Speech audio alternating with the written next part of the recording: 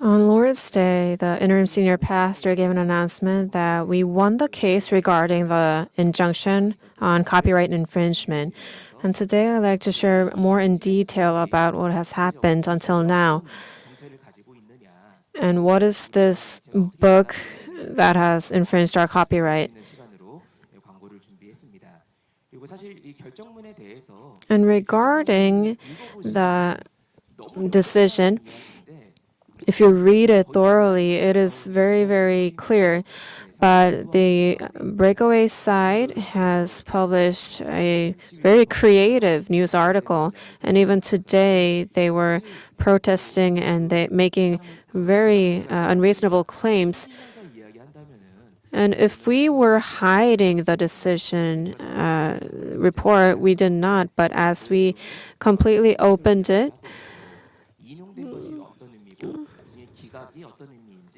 I'd like to share today about what was accepted and what was rejected by the court. And I summarized as much as I could, but because there was so much illegal activities by the Breakaway side that we need to know, I will try to go through them quickly. This is a picture from June 23rd, 2023. This was before the Breakaway side left the church. And here in Moriah, they were holding their illegal Saturday prayer meeting. And at the time, Philip Lee brought this book saying that this is book 12 of the History of Redemption series. And as soon as I saw this, I knew immediately that he was lying, because the file of this book that he's holding, it was designed by myself. I made the framework, and it was editable. But at the time, Philip Lee was saying, this is the book that founding pastor gave to me directly. And I guess later on, he realized his mistake, and he now deleted this video. But when you look at this book, unless you're stupid, we could be able to discern, because on June 23rd, the cover is already made, and it just looks like one of our History of Redemption series, right? It even has the Hison publication logo, but he changed it to a different cover when he actually published his own book. What does that mean? I believe it's very self-explanatory. And fortunately, the court made a good decision, righteous decision. So first, we'll look at the background leading up to the provisional injunction case on this copyright infringement. In order to explain this, first we need to look at November 19th, 2023. At the time, Philip Lee was removed from the position of chairman of Center for Redemptive History. And because he was no longer the chairman, he had nothing to do with the Center for Redemptive History anymore, as well as anything that the center did. But in order to hold a General Assembly, we need to, by our bylaws, announce what the agenda is for this General Assembly. And he saw that it was regarding the dismissal of himself as the position of chairman. So what he did at the time was taking all the logos regarding the History of Redemption series, including the Hison publication publishing company. He took all of these logos and registered them under his name. And then he opened a new company named Hison Publishing, knowing that he would be dismissed. This is just as the same as an employee at McDonald's leaving McDonald's and then taking the logo and registering under his name as his own copyrighted logo. But the McDonald's logo is the company's logo.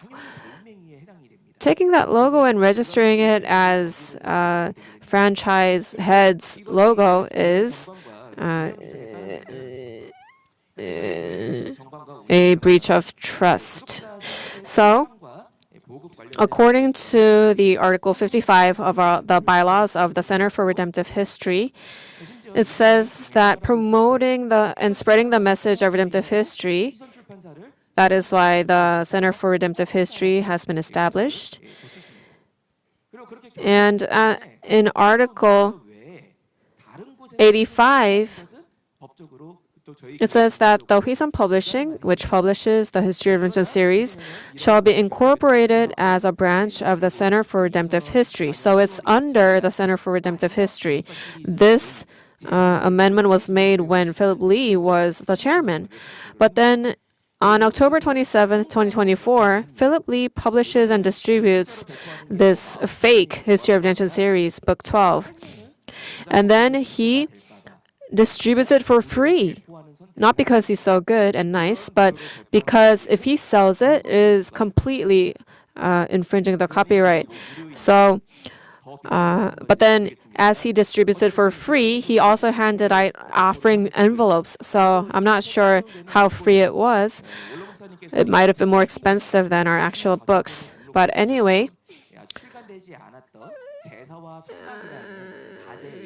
on January 21st, 2025, we applied for injunction regarding this copyright infringement. And what happened was that there was originally Book 8 of the History of Religion series, which was unpublished. It was called The Mysterious Mystery of Glory, Offerings and the Tabernacle. And then there was a sermon manuscript of the birth of Jesus Christ. And combining these together, Philip Lee published the infringing work. But thankfully, our founding pastor already registered for copyright for this unpublished book as well. Also, the sermon manuscripts of named The Birth of Jesus Christ, we had registered for copyright in 2023.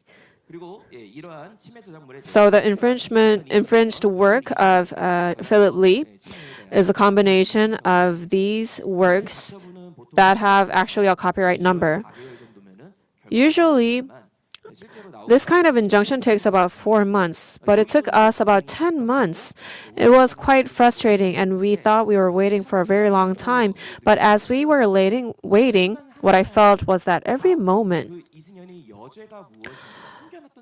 we were able to discover the sins that Philip Lee committed.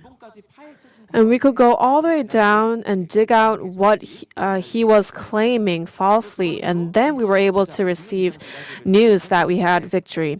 So second, we'll look at Philip Lee's claims. The first one was the forged power of attorney. This was very important. What happened was first on February 28, 2025, Philip Lee asserted in their response that they had a power of attorney from our founding pastor. And according to him, Philip Lee, this power of attorney said that founding pastor delegates and transfers all of the rights to publishing, copyrights, translation work, and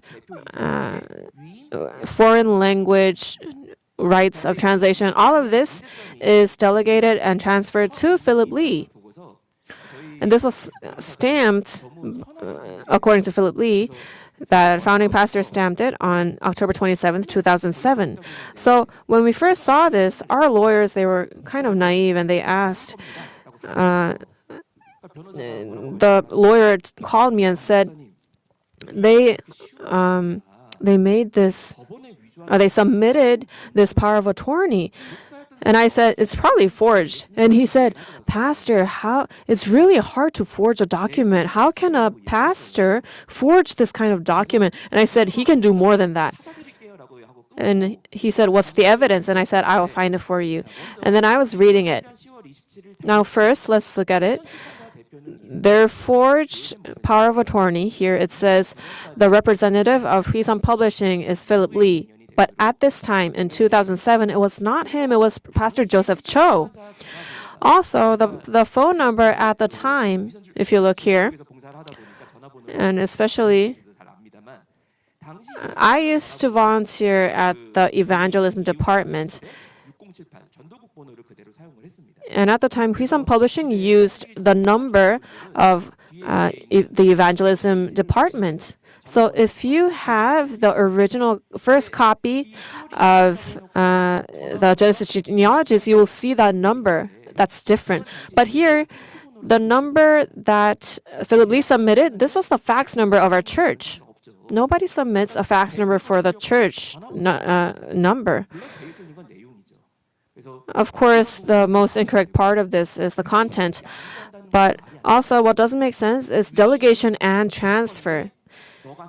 Because delegation is where you temporarily entrust something, saying, this is mine, but use it for a while. But then transfer means you give everything to that person. Even when we make a contract for a house, you buy a house. After you buy a house, just because the former owner was formerly an owner, he cannot assert any power over this house, right?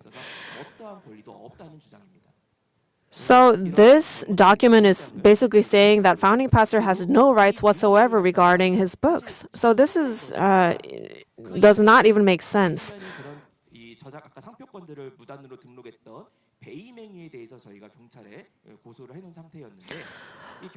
Also, we had sued him regarding breach of trust for another incident, but then we lost it, and the police was saying that there was very good evidence, and it was actually this forged power of attorney. So for Philip Lee, he would have thought, oh, the police is fooled by this fake document. Then the court would also be fooled. But what happened was, for the police, we were not able to see what kind of evidence they had submitted. But because this is a court case, we were able to see the document that he submitted. And then we found out that it was forged. And because we found out it's false, now the police is also undergoing a reinvestigation regarding the other case as well. Now, we can also see that he was not in any position to receive this kind of power of attorney in 2007. Now, this image that you're seeing is the order of events for the event that was held for the 50th year anniversary of the movement of the Word.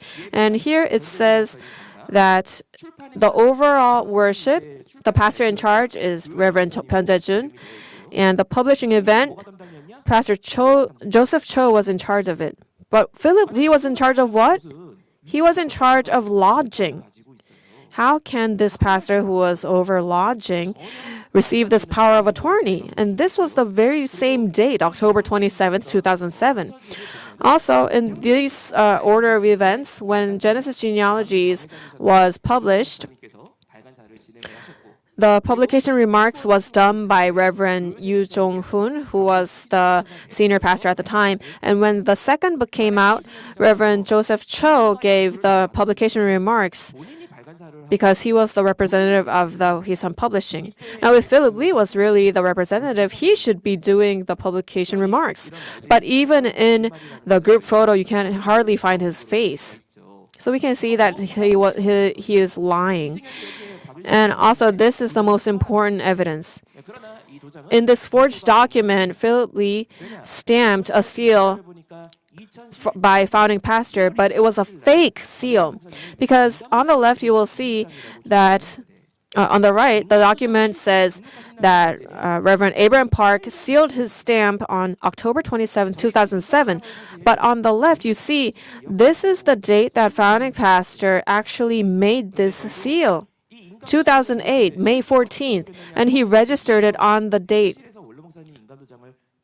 So in order to find if this was a forged document or not, we went to the finance office, our accounting office, and we asked them to show us founding pastor's seal.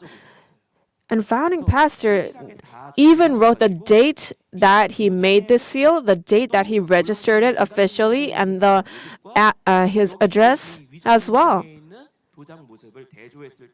And comparing the official seal that we have compared to what's on the document, we found that it was different.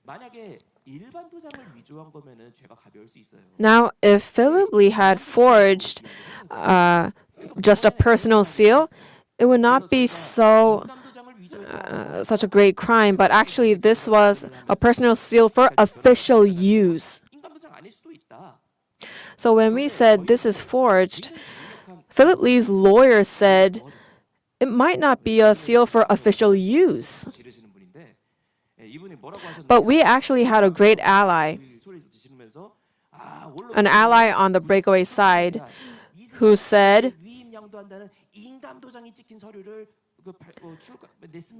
our lawyer submitted a document with the official seal of the founding pastor, transferring all the authority to publish the History of Redemption series to Pastor Philip Lee. And he again said the transfer was successful, and he even stamped his official seal. So we submitted this to the court as well. And what did this person on the breakaway side say? The founding pastor successfully transferred. Transfer means to give everything to that person, meaning it has nothing to do with the original owner. So these wordings show exactly what they are thinking. Also, this is a very clear evidence that we have. At the time, Philip Lee asked a church staff who is no longer with us, but he ordered this staff to make founding pastor's seal, a copy of it. So why would this staff make a fake seal, right? In 2015, this email was written. As soon as founding pastor went into heaven, Philip Lee ordered to make a fake seal of Reverend Abram Park. And this staff, although he was not sure why this pastor is doing this, he obeyed, but with wisdom, he actually made two at the time. He gave one to Philip Lee and kept one. He kept it until now. And we received it from this past staff. And we were able to see the shape of the seal that he forged at the time. And actually, it's a self-inking stamp.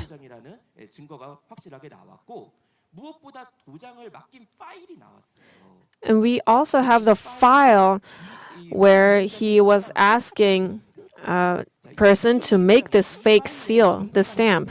But there's a problem with this file.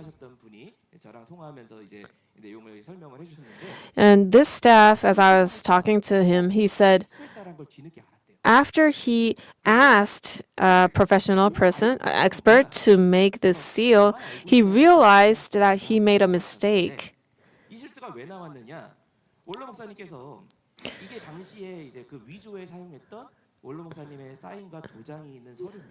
This is what Philip Lee gave to the staff, saying, make a seal that looks like this, and he scanned it. But you can see that founding pastor's signature covered a bit of the seal. So he wasn't sure how exactly to copy that part of the seal. So he covered it a lot with white space.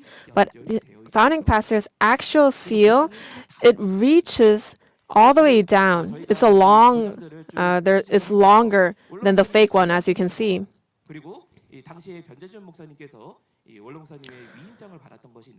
So actually, Reverend Byun Jae-jun had a copy of another power of attorney that he actually got from our founding pastor. So we were able to compare these documents and founding pastor's actual seal and the fake seal that Philip Lee used.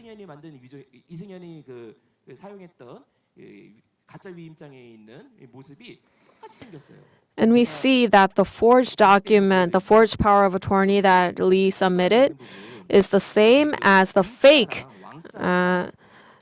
one that our church staff made. And then on the left, A and B, or A is the original stamp by founding pastor. B is the one that he actually used in 2009 on a different document. And then C, this is the fake stamp that the staff made. And then D, the last one, is the stamp that is stamped on the forged power of attorney that Philip Lee submitted. So we submitted this to the court. And also we asked the international, the document, organization that actually looks into these kinds of differences, the International Forensic Document Service. And they confirmed that the forged power of attorney is different.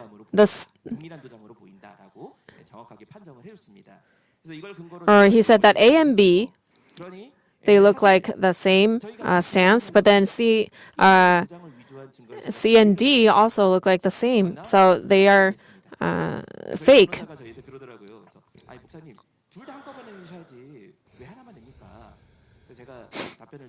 So actually,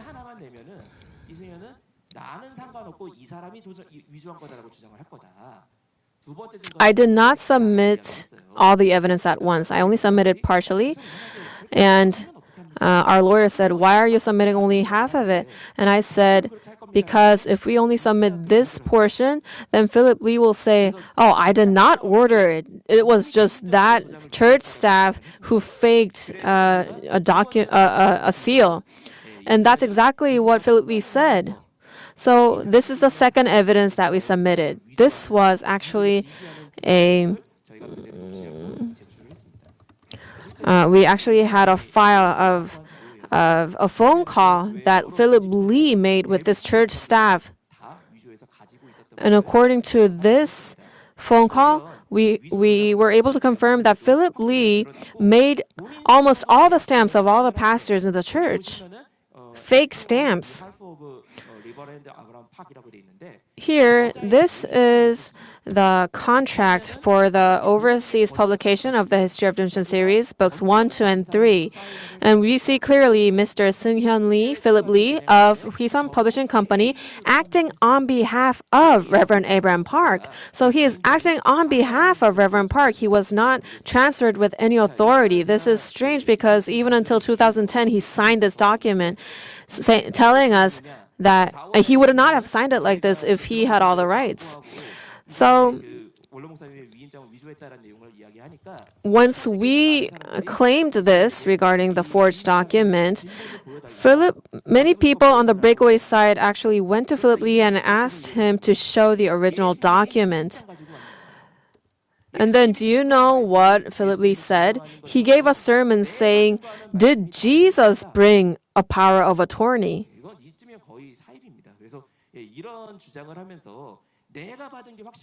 He said, "I have received it for sure, and if you have received it for sure, it means that God has sealed you with His Spirit." So as this was going on, this is another document that he submitted. This is from another case. Not the copyright infringement, but this is another case. But in their submission to the court, Philip Lee said that Philip Lee has made a contract with Lee Sang-gyu regarding the profits that he's making from his YouTube channel. And on the right is the contract that they submitted. It says, Philip Lee agrees to receive the profit from Google, to receive that money to Lee Sang-gyu's bank account. And in order to prove that this is true, Philip Lee submitted a copy of the bank account. But here we see that the bank account was made on May 24th, 2023. But the contract says May 1st, 2022, and it has the number of this bank account that was made a year later. So here we can see how much illegal activity that Philip Lee does. So we also submitted this to the court as well. Third is what we can see about Philip Lee's claims, how his mind works. So because we discovered the lies about the power of attorney, now Philip Lee started to deny that Reverend Abram Park has no part in this creative work. So this is what Philip Lee submitted on April 29th, 2025 to the court. He said, as previously explained several times, the obligor created his writings by building upon Reverend Park's short writings and ideas, adding Philip Lee's own theological insights. Also, Philip Lee claimed that founding pastor only wrote 18 pages of the manuscripts, and the rest of the book, more than 300 pages, was written by Philip Lee.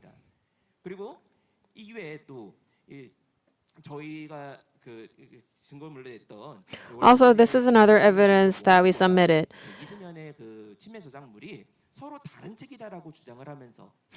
Philip Lee was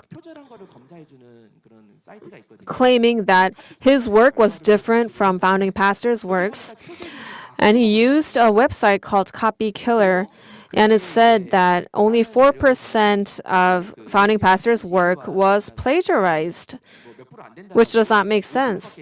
And then only 5% was plagiarized for the birth of Jesus Christ. So we were shocked because just by flipping through, you can see how similar it is.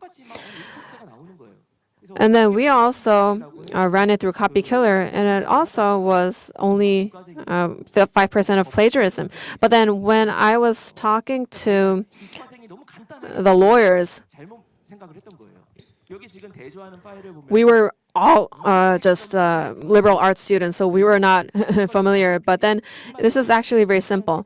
What Philip Lee did was compare his entire infringed work with the entire work of founding pastor, but actually the infringed part is only a portion of it.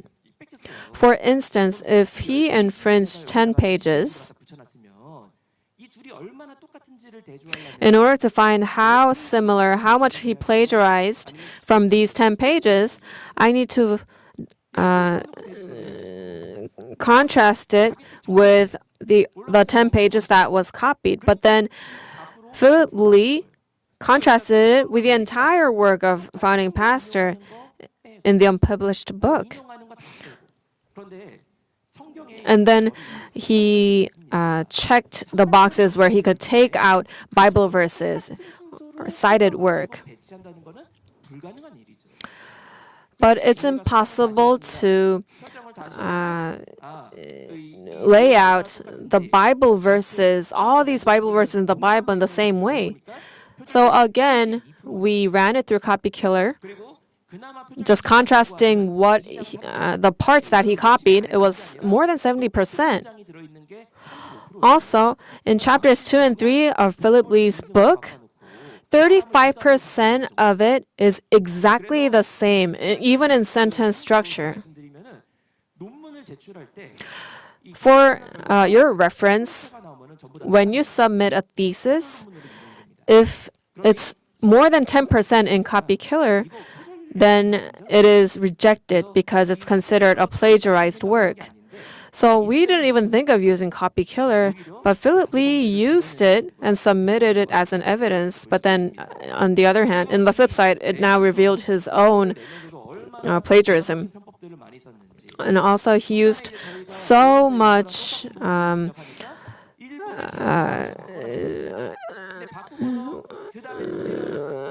what he did was, first, he published a book after we published it, and then later, he published another edition.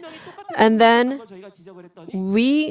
when we pointed out that something was plagiarized, then later on during the trial, he submitted another version, the second edition, and saying, this is not what I wrote. But then he said, I am making a different claim from founding pastor, so he's not making any sense. Lastly, what he said was that he was a joint author of the History of Nations series. This is a document that he submitted to the court. He said that he must be acknowledged as holding the rights of a joint author because the actual writing, the supplementation, addition, and revision were all carried out solely by Philip Lee. 그래서 이러한 내용들에 대해서 저희가 전체 잘 반박을 했었고요. 마지막 결론 부분 보니까 이승엽이 Now, in the conclusion of the court decision, 실질적인 유사성이 없으며 있다 할지라도 or sorry, this is not the court decision, but in the conclusion of the material that Philip Lee submitted to the court, he wrote that he has no substantially similar works to the founding pastor's work, and even if there are some similarities, they pertain only to non-creative elements. Even if a portion of the work in question is recognized as creative, Philip Lee, having substantially participated with Reverend Abram Park in the drafting and editing of the manuscript, should be regarded as the joint author. Now, this is what the court decided. The court's decision says infringing works, so Philip Lee's books, may not be printed, bound, produced, copied, distributed, rented, publicly transmitted, sold, exported, or advertised without deleting the portions of the attached comparison table. I cannot show you all of the attached portions because it would be more than 600 pages. Our young adults, they typed up everything that was the same, and we submitted it to the court. And there is a way for the breakaway side to continue publishing their books. It is to delete the infringed parts, which is more than 300 pages. But then if you take out those pages, there's no content. They need to delete chapters 2 and 3, which is 298 pages, and chapter 5, which is 72 pages. Without deleting them, they cannot use the Philip Lee's books.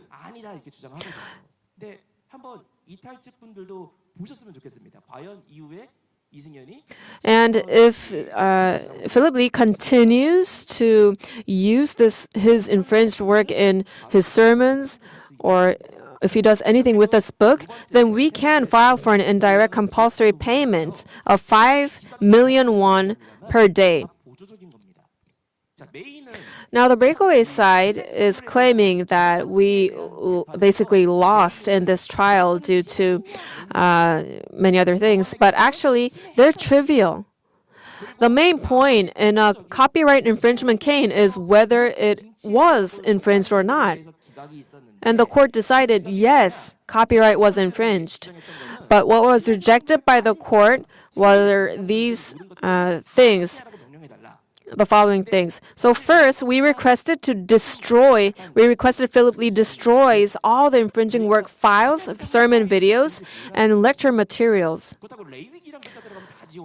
But it was dismissed because the scope is too broad to be specified. And we cannot even check if they really deleted it or not. So the court said because the scope is too broad to be specified, it is dismissed. This means to make the scope narrower. Second, we asked that we requested to destroy the portion of the name Reverend Abram Park, but this was dismissed. Because for us, we cannot stand the fact that Philip Lee misused Reverend Abram Park's works. For the court, they were saying that if Philip Lee said, Jesus Christ is not God, and then wrote this was authored by Reverend Abram Park, that would 그래서 법원에서 저희가 가처분을 fall under 제기했는데 가처분 단계에서는 defamation, but it's not to that point. 심각하지 않으면은 So according to social norms, 뭐라라고 법원에서 we can't say that this defamed founding pastor. 법원에서 이 판결문을 아예 And so the court told us in this court decision, it says this is an issue to be addressed in the main lawsuit. Third, we requested for indirect compulsory payment of 5 million won per day of violation, but they dismissed it because 저작권을 침해 in the court decision it says we dismiss it because it appears unlikely that violation will occur in the short term. 때문에 그리고 위반하면 However, an indirect compulsory payment is possible in the event of violation. 인용되면은 당장 목요일 날 결과 나왔으니까 금요일부터 500만 원씩 청구가 들어간다는 얘기예요. 그래서 이것이 간접감제가 청구가 기각이 됐지만 So although this request was dismissed, 청구해라라는 의미로 this means that if Philip Lee does violate it, then file the indirect compulsory payment. 부분에서 모자란 So we can see that the requests that were dismissed are not completely negative or against our 그리고 이제 마지막으로 결정의 핵심 의의를 말씀드리고서 our benefit. So lastly, I'd like to share the key significances of the decision. 올로 목사 First, 당연한 얘기지만 올로 목사님의 이 구속사 시리즈는 it is obvious, but they recognize the copyrightability of Reverend Abram Park's History of Redemption series. 한 사람이 공동 저작자로 들어간 것이 아니라 There was no joint author, but Reverend Abram Park 정리하셔서 창작한 created this work. The History of Redemption series were his creative works that select and arranged biblical passages, Hebrew and Greek, based on theological perspectives. 제작하는 과정 명백해서 Second, 내용들이 다 determination of the authenticity of the power of attorney. So the court acknowledged that because of the discrepancy of the seal and the process of forging the seal, this was a crucial evidence in another criminal trial as well. So the court determined that the power of attorney was forged by Philip Lee. Third, 하는 권리가 없다라는 the court completely denied Philip Lee's rights to publication, assignment, and licensing. 이것이 계약서상을 봐도 So 개인에게 준 the court confirmed absence of publishing rights. 이승현 개인에게는 어떠한 권리가 The court confirmed that Reverend Abram Park had never assigned publishing rights during his lifetime. 뭐 And the court concluded that since Huisan Publishing was incorporated into a branch of the Center for Redemptive History, and the publishing contract was signed under the name of the corporation, Philip Lee personally did not have permission to use the works. So this is in favor of us. 내용을 마무리하자면요. As I conclude, 뭐 이게 뭐 길어지면 안 되니까 I cannot make it too long, but I will read Galatians 1, verses 6 to 9. There is no other gospel. The only gospel we have is the gospel of the history of redemption. There is no gospel of infringed work. 위조와 이 거짓들에 대해서 So may we no longer be deceived, but as we make our decisions based on all of the material that we revealed, we ask that through today's announcement, we hope that those who have been deceived until now will come back to our Father's bosoms. Thank you.